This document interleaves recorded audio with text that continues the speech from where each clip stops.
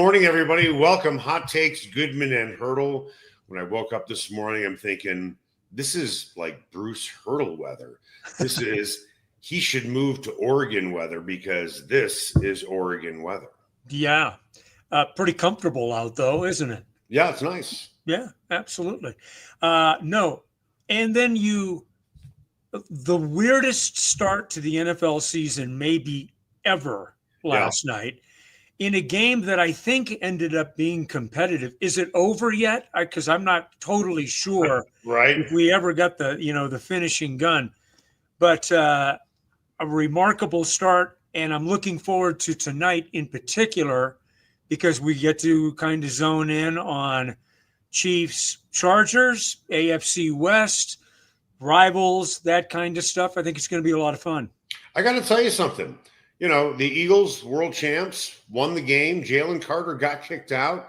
I was thoroughly impressed with the Cowboys defense following the lightning delay. I don't know if I can remember seeing Saquon Barkley being so thoroughly shut down as he was. Yeah, Philadelphia looked human, and Dallas looked better than advertised. No question about it.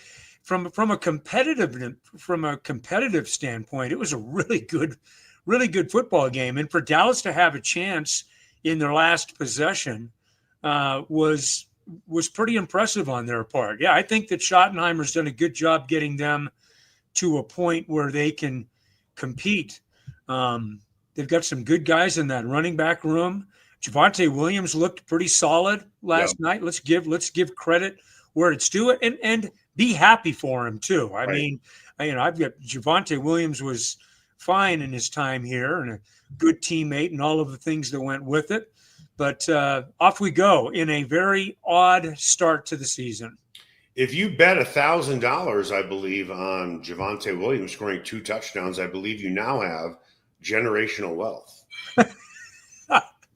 Yeah, right. And in the first half, or was it within the first 3 possessions? Right. I mean, he had 2 touchdowns. So good stuff. Yeah, but it looks like Dallas is going to be better. Philadelphia will figure it out, won't they? I mean, they looked a little, they were kind of a little halting last night, but did enough to take care of their business. So good win for them. Want to tell you about Sasquatch and Wildcard Casinos up in Blackhawk. They always have great promotions. They have another one right now. They're giving away a Ford Maverick Tremor truck or $25,000 in cash the weekend of October 24th. Daily cash drawings are every 45 minutes between 10 a.m. and midnight. Players can earn daily entries with every locked-up jackpot by redeeming player points on their player cards, or you could just, hit that jackpot. Sasquatch and Wildcard Casino is a family-owned casino that treats you like family. Time now for the lead. The lead is presented by Sasquatch Casino, a family-owned casino that treats you like family.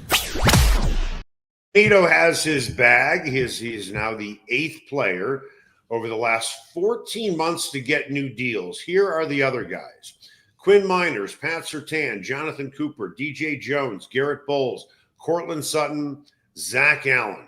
Seems like a majority of these deals were team-friendly. I mean, no disrespect to the players who signed them. But what does it say about this core? Because this is clearly the core of veteran players who are up for new deals. What does it say about them that you can make the case that they took team-friendly deals so maybe other guys could get paid? I think they can see down the road. I think that they feel like they're part of something that is special, something that is growing, and something that has staying power. And in fact, guys have already intimated that or directly spoken to that. Zach Allen, in particular, talked about, and Quinn Miners talked about ownership and being a part of something moving forward that I think that the city and this franchise can be proud of. So I think that those things are very much in the works. We've seen it come to fruition. You pointed it out, rightfully so. This is not only a core, this is still a relatively youthful core. Yeah. So if you see a window starting to open, and we talk about championship windows all the time, if you see a window starting to open, Eric, I think it stays open for the Broncos probably to what, 2029? Depending on what you end up having to do with Bo Nix, who at some point is going to have to be paid a very healthy sum. But I think guys can appreciate being treated well, being respected, seeing that this is an ownership group that is going to do all of the things necessary for them to be successful. And I think that's a really nice thing to want to be a part of. They're all getting paid, right? Yeah. I don't want to take any credit away from George Paton and the way he has negotiated these deals. But let's not forget about the elephant in the room, which is Bo Nix is on a rookie contract. Right. GM should be doing this. Now, let's look at the players who he did sign. Okay. Nik Bonitto, his draft pick. Quinn Miners, draft pick. Pat Surtain, draft pick. Jonathan Cooper, draft pick. Garrett Bowles, not his draft pick, but a draft pick. Cortland Sutton, not his draft pick, but a draft pick. Sprinkle in a couple of free agents. Bottom line is, whether he negotiated really good team-friendly deals, he was responsible for bringing in well over half of these players. Yeah. And you only mentioned one first rounder that he is responsible for. Right. Garrett Bowles obviously was John Elway's first rounder back in the day, but and obviously a very important piece to the offensive line.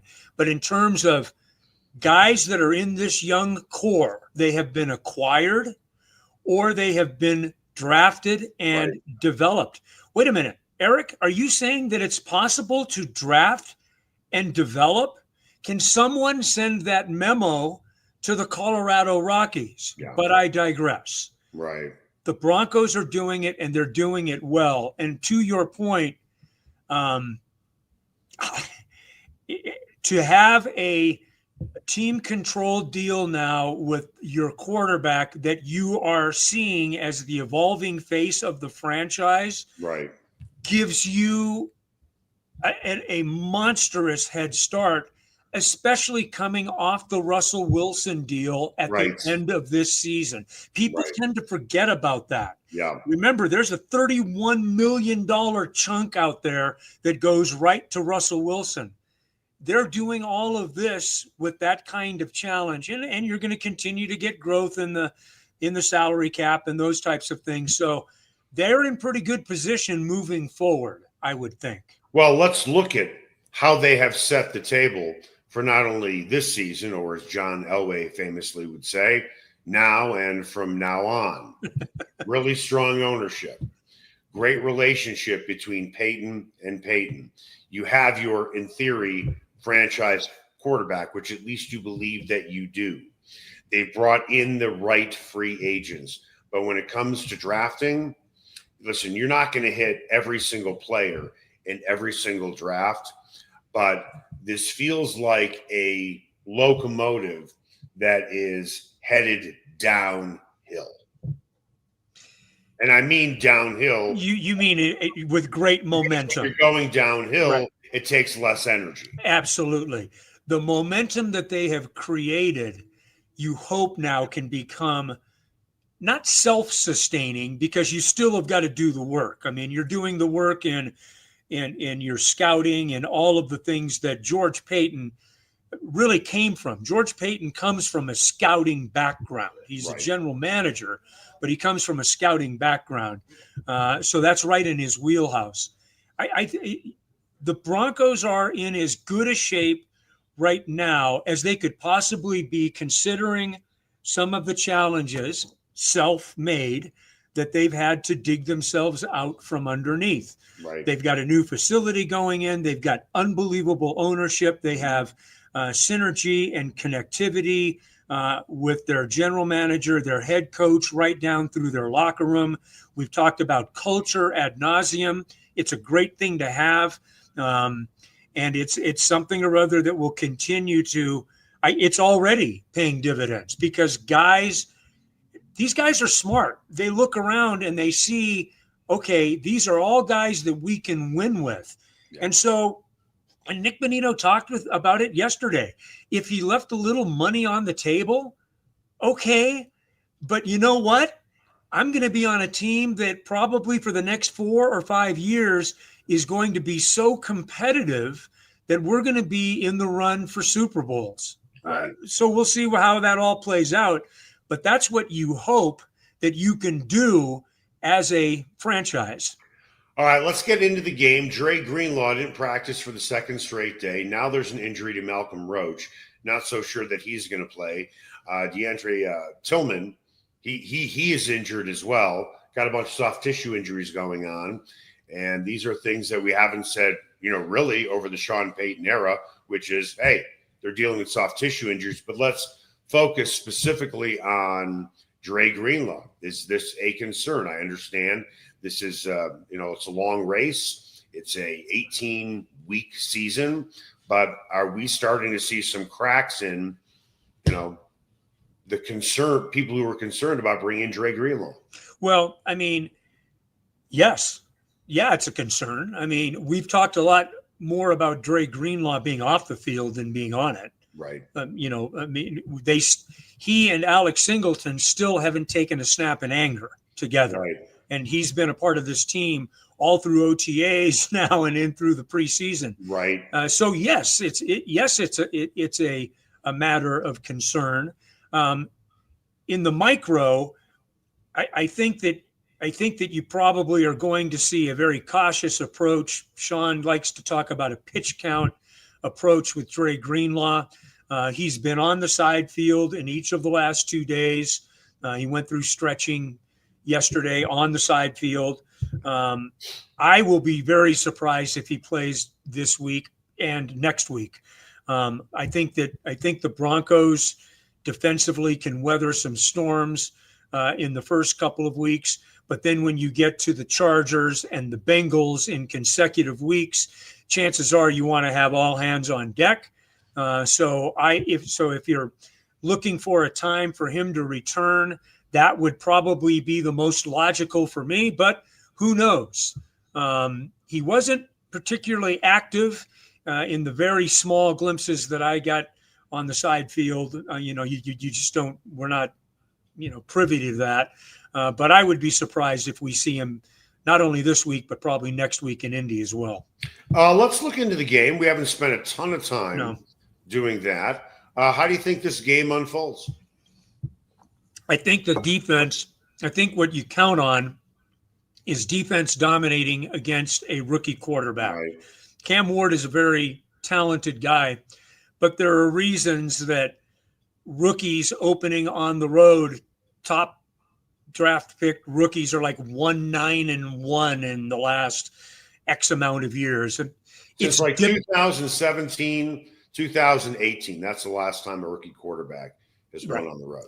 It's just hard to do because, and I'll go to a John Elway saying, you're drinking water through a fire hose. Right. And you can think that you're prepared, but once the lights go on and everybody's playing for pay, it's a totally different thing. Speed, the way things are coming at you, all of those things. I mean, Bo Nix, as good a year as he had last year, those first 3 games, the first 2 games in particular, it were a little iffy, right? So it took it till Tampa Bay for him to really start to gain a little bit of a foothold. Cam Ward, I think, is going to be a good quarterback in this league. I don't think he's going to be a good quarterback on Sunday. Okay, I want to dig back into not necessarily, preseason expectations, but you have been hearing it. I saw it twice yesterday. One person, actually both people coming from NFL Network. There are 2 people who have turned the word "sexy pick" into the Denver Broncos. Every year there is a sexy pick, right? The one where people look at it and go, you know what? They may have made the playoffs last year, but there's something about this team that I'm going to go out on a limb just to say that I was right. Yeah. Okay. So with that, one person, Adam Rank of NFL Network, believes the Broncos are going to beat the Eagles in the Super Bowl. Somebody else from NFL Network said she believes the Broncos will go to the Super Bowl. Whenever I have heard sexy picks in the past, I kind of roll my eyes a little bit. Like, okay, you're going out there just to say that you are right or were right. Real quick before I follow up, you kind of feel the same way, kind of an eye roll? Yeah, I do. Okay, so now that's why I said, got a quick question, then I'm going to follow up. Are you eye rolling those picks on the Broncos? I'm probably not eye rolling it. I think it's a little premature. So I'm not to the point of shaking my head and rolling my eyes. I'm not to that point, because I do think that I think that a window is starting to open. Yeah. Now, when we talk about degrees of openness, I mean, I just want to feel the breeze coming through, from outside.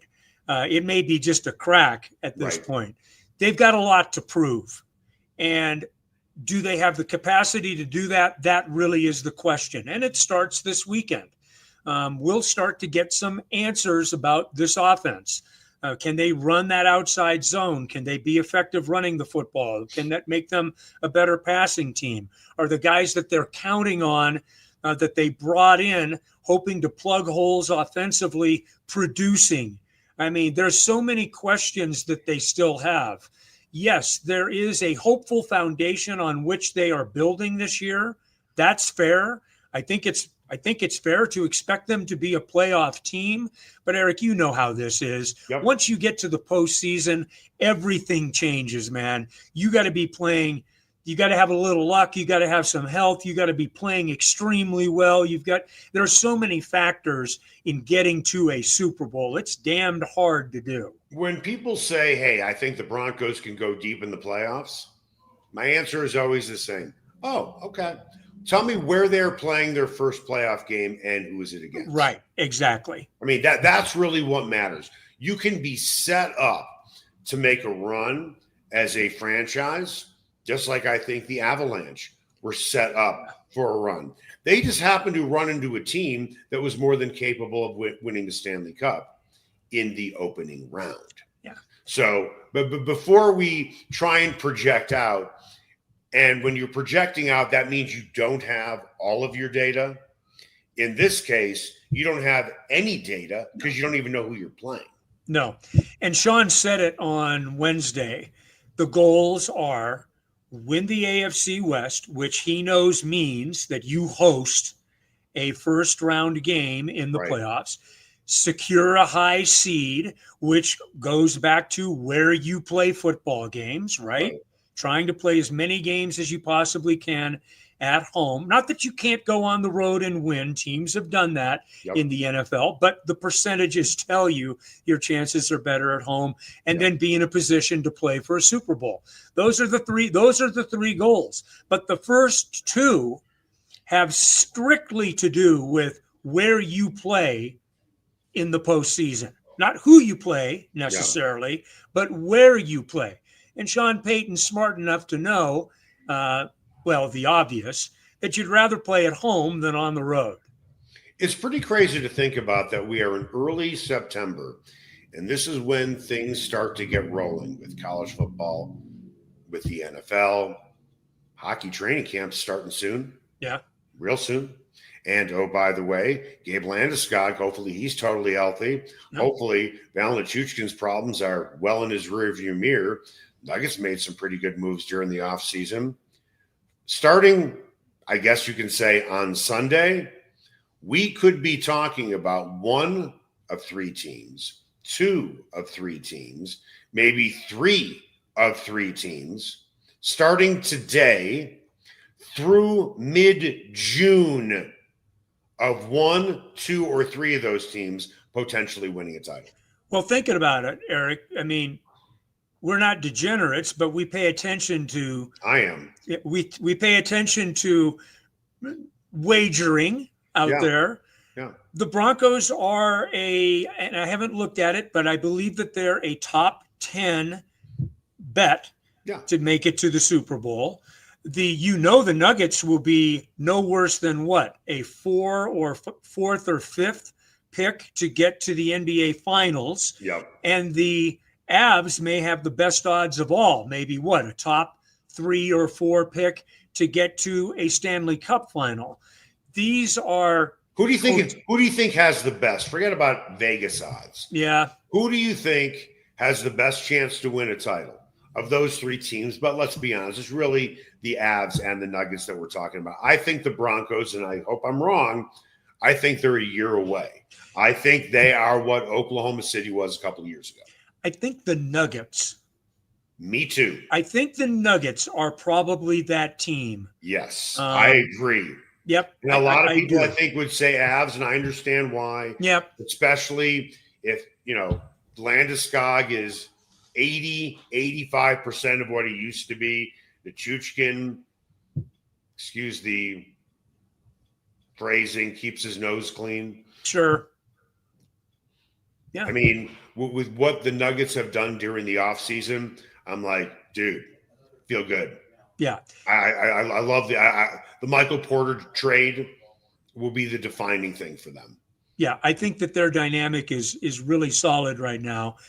And anytime that you have the best player in the world on your roster, and that's not just kind of an empty platitude. I mean, that's a generally considered thing in the basketball world. Yeah. You've got a chance to do it. So I would probably take the Nuggets.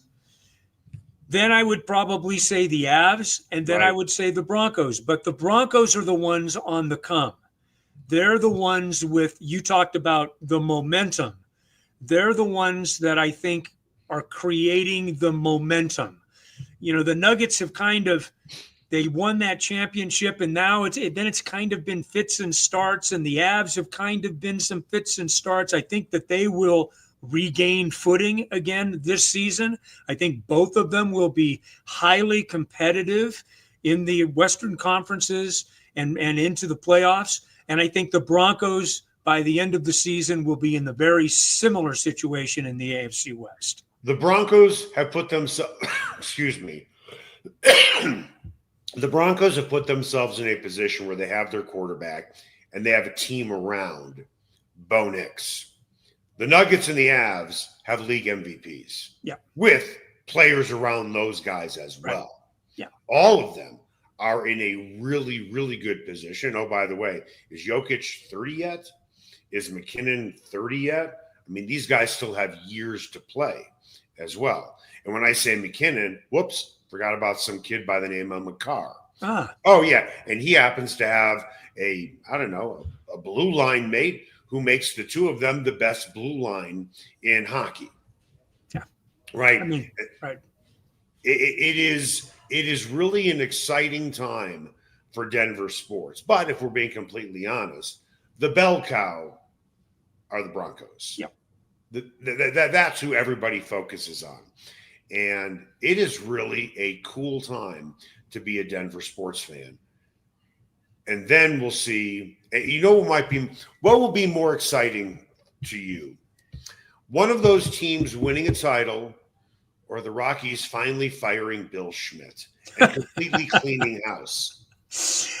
I will take one of those teams winning a title by an eyelash over the firing of Bill Schmidt, which is not a personal thing. It's come on, show us that you understand that wholesale changes have got to be made. I mean, I'm a baseball guy. I want so desperately for the Rockies to be relevant. But to be relevant, they have to be well run. Yeah. And they are not well run. Yeah. And until they make that commitment to try to do something different, to try to do it better, then it's not really worth the conversation. It really isn't. Well, Dick Monfort is not going to sell this team because his kids are going to take it over, Walker and Sterling. Have you ever thought, come on, Greg Penner, you got the money. You got the money to do this. Let's say the Rockies are worth, I don't know, $2 billion. Just offer 4 and get it done with. You can afford it. And then learn that maybe he knows the game of baseball better than he knew football when he came in. Right. Although all you need to know about, all of the bedside manner from Greg and Carrie Penner is so impeccable and so evolved and so tasteful. But you know what? Greg Penner's brilliance is in his ability to understand the need to learn. Yeah. And if you ever need to look at a guy and say, damn, that's an impressive person, look for Greg Penner.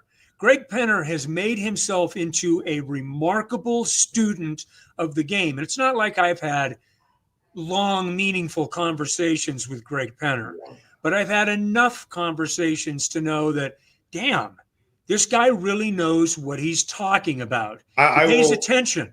I'm sure that you have mentored a lot of people younger than you wanting to come into this business. Is that fair to say? Yep. I say to them, if you really want to be successful in media or any career, you need to have these qualities. Number one, you have to be intellectually curious. Yes. You really want to have a thirst for knowledge to learn. That's what you're referring to when you're talking about Greg Penner. Absolutely. He wants to truly understand. It's kind of like, somebody who goes to school and they sit in class and they take tests. They're a really good test taker and they do well, but they truly don't understand the material on the test. They're just really good test takers. Right. It kind of comes easy to them. Greg Penner is well beyond wanting to learn it. He wants to understand it. Right. That's number one. Number two, you need to have the ability to outwork the person next to you, because every time you're sitting down, your competition is running to stay in shape. So make sure nobody outworks you. And the third thing is, the third thing ties in with the first thing, which is being intellectually curious. You need to understand why God gave you 2 ears and 1 mouth. You will never learn anything in life by talking. You can only learn by listening to people who are smarter than you, but you also have to have a lack of ego to want to surround yourself by people who are smarter than you in the area in which you truly want to learn. And that's what Greg Penner has done in spades. Yes. That's a pretty good mic drop moment for you right there, my friend. Absolutely right. Intellectual curiosity, listening, the ability to listen, which is, I don't want to say a lost art, but boy, I'll tell you what, it's amazing how people don't, it's not that they don't pay attention, but you've got to listen. Listen to other people around you and the questions that they ask, but the answers that they receive. It doesn't have to come from you. Right. You just have to be able to take that information and plug it away. There's lots of different ways that we learn. So well said. You also have to have enough institutional knowledge to know what questions. Well, that's true. Yes. And when they give you an answer, you're listening to the answer so you can follow up instead of thinking about what you're going to say next and not even remember the piece of advice that you were given.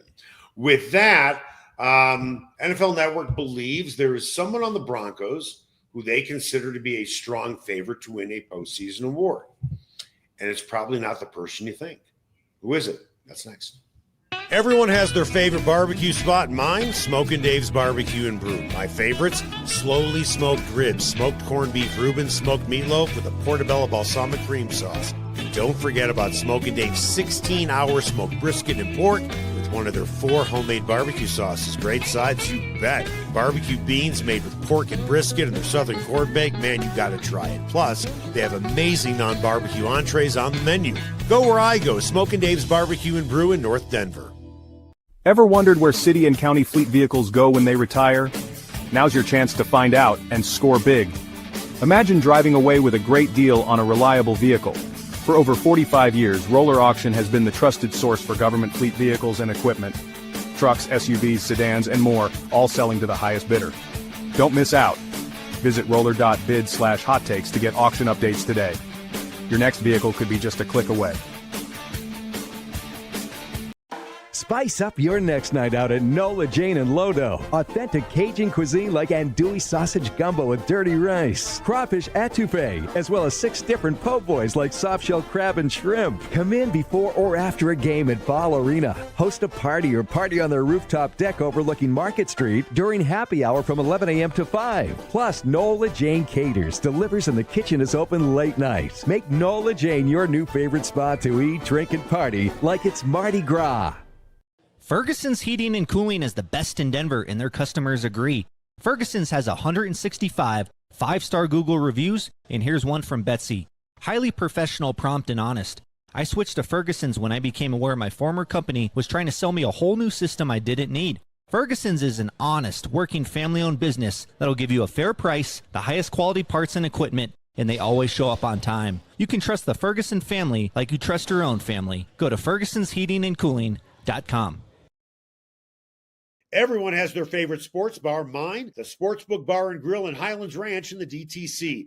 Both locations are everything a sports bar should be. An upscale menu with 12 different burgers, outstanding wings, and my favorite, the Philly cheesesteak egg rolls. They've got every game on the NFL Sunday Ticket, MLB Extra Innings, NHL Center Ice, NBA League Pass, plus soccer, rugby, and UFC. Sportsbook is a hangout bar or great for private parties. The Sportsbook Bar and Grill in Highlands Ranch, the DTC, and coming soon to Parker. They are the sports bar.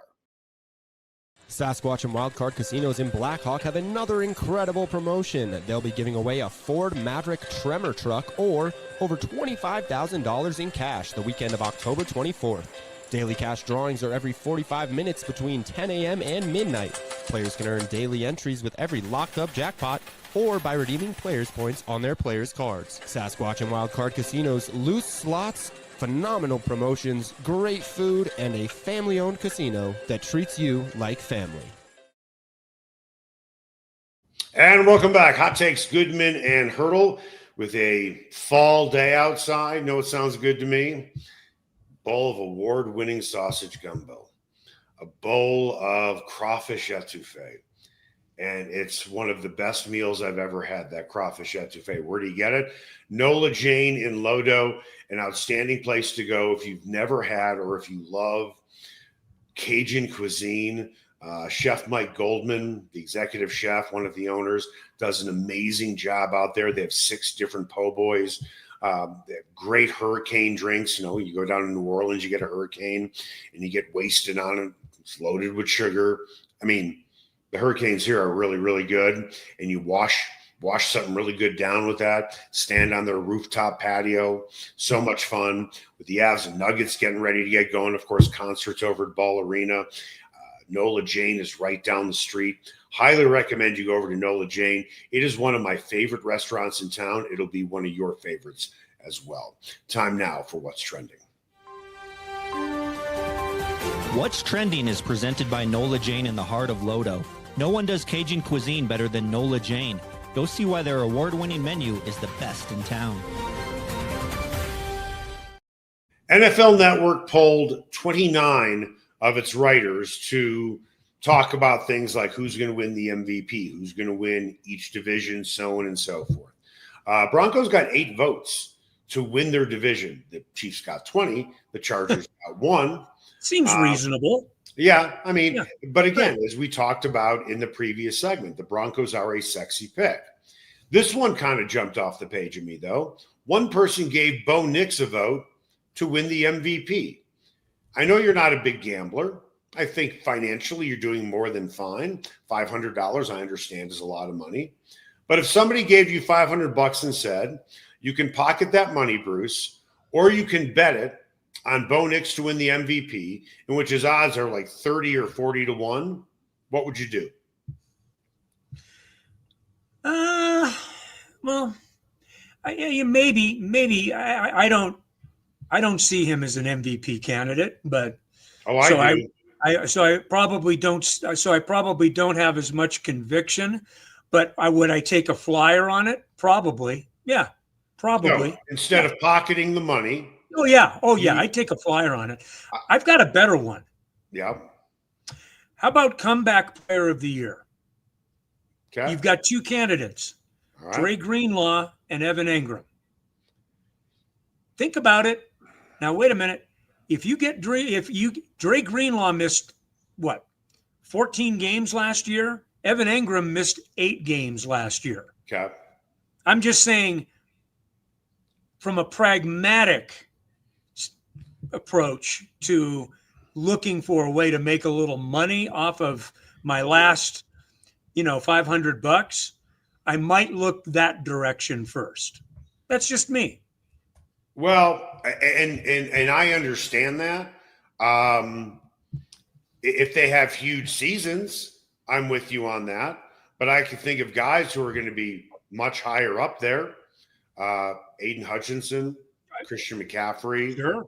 Dak Prescott. Yeah. I mean, those would be guys at the top of my list. How about Aaron Rodgers? Yeah, you're right. So there are bigger names who can have a bigger impact that have a better chance of winning the award. With that, Well, there's certainly guys that have a better chance to win the MVP than Bo Nix. there are, but if Bo Nix leads this team to 12, 13 wins, Mm-hmm. he should be squarely in the conversation if his trajectory continues to point up. I would agree with that. Yes. Of those 29 voters, not one person gave a vote to Pat Surtain for Defensive Player of the Year. And if I'm not mistaken, he's still the one holding the trophy for it. Why do you think that no one thought the reigning Defensive Player of the Year has a shot to win it this year? I think he's got a teammate with similar odds. Nik Bonitto, I think, has pretty similar odds to Pat Surtain, or maybe they're even better to win Defensive Player of the Year. I'm not talking about odds. What I'm saying Right. is these 29 media members were polled. Each one gave a vote on who they think might win Defensive Player of the Year. Not one of the 29 gave Surtain their vote. Yeah. It's not about Vegas. Well, I mean, you have history on your side with that. Only two corners have ever won Defensive Player of the Year. Correct. We've talked about that this Wait, week. say it one more time. Only two what? Only two corners Yes. have ever been Defensive Players of the Year. Yeah. So that's one. And you've got guys coming off what would, I think, normally be termed off seasons, some off seasons for them, Yeah. that you expect to be back at full strength. So there are probably, I think that it's a deeper pool to start with this year. So, I mean, I guess I get it. Pat Surtain will be Pat Surtain, and at the end of the year, he'll get some run for it, but I'd be surprised if he repeated. So with that, I teased it going into the break. There's somebody on the Broncos who is considered a favorite to win a postseason award, and that guy is Sean Payton. Right. He got the second most votes to win Coach of the Year. I should say second or third. Right. Ben Johnson is number one on that list. Well, he's going to have to be a miracle worker with Caleb Williams. I've never been a huge fan of his.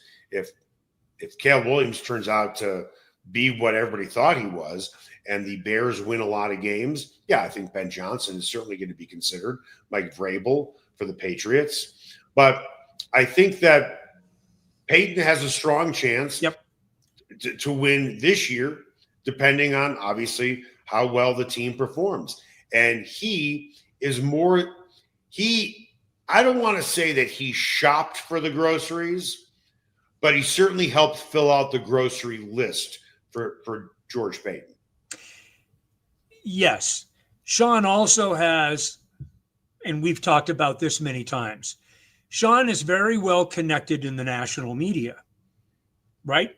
Mm-hmm. I mean, he obviously enjoys his relationship, and more power to him. It doesn't bother me in the slightest. That's great. I'll Good tell you for this, him. Bruce. If Kay Adams has a vote, I know it's going to Sean Right. Payton. Yeah.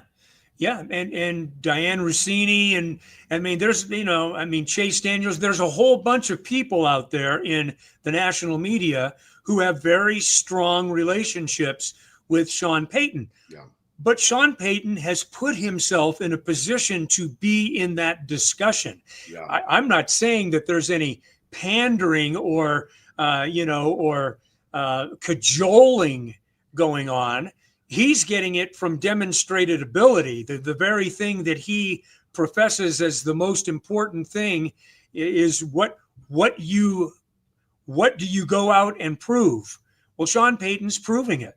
Yeah. I mean, they took a huge leap last year. Yeah. This year, it will be harder to take a similar kind of leap. Yeah. I've talked about it before. Roy Williams once told me that I can teach you how to get to a 10 handicap. Getting you to a 2, that's a hell of a lot harder. Right. And that's exactly right. I've always chuckled about that whenever I think about taking the next leap. Well, the Broncos are a good 8 or 10 handicap right now, but getting to a 2, that's going to be quite a jump. Give me a score for the game on Sunday. What are we talking about? What is going to be I'm going to rephrase that because everyone, give me a final score. Let me rephrase that question and reframe it. What's the narrative going to be on Monday for our show? Broncos defense dominate a rookie quarterback making his first start. They turn him over. Broncos score points off turnovers and have a solid to pretty good offensive showing in a 28-10, 28-13 kind of game, which I think puts us on the under, doesn't it? The over-under is like 40 something. 42 and a half, 43, something like that. Earlier this week, yeah. Yeah, but you always go, don't listen to me, but look at the unders early in the season. I usually don't, but thanks for the advice. You are there is a reason that we've gotten along so well over the years. I do think the Broncos win. I think that you end up feeling pretty good about the way the Broncos win, but there's plenty to work on come Monday. I just hope the offense performs well enough where we don't have to say going into the Indy game, maybe this offense that we saw first team in the preseason isn't ready for prime time yet. I hope that's not the narrative. That would be at the top of my concerns. Right. If you're asking me what's your biggest worry or what's your biggest concern is that we don't see traction in the running game. Give me one bold prediction for this year, because all of this ramp up to the season, starting with free agency and the draft and OTAs and mini camps and, preseason training camp, all these preseason predictions, all of our bold predictions, we got to get them all out before kickoff on Sunday. This is our last chance to get all of it out and all of it out of the way. So my final thing for you is give me one bold prediction for this season, whether it is about a player, it is about the team, whatever. I don't know how bold it is, but I'm going to go ahead and call my shot. The Broncos will win a playoff game. That's kind of their goal. That's not bold, but I do think that they will win a playoff game, and I think that they will be in the hunt for the AFC West championship when they go to Kansas City at Christmas time.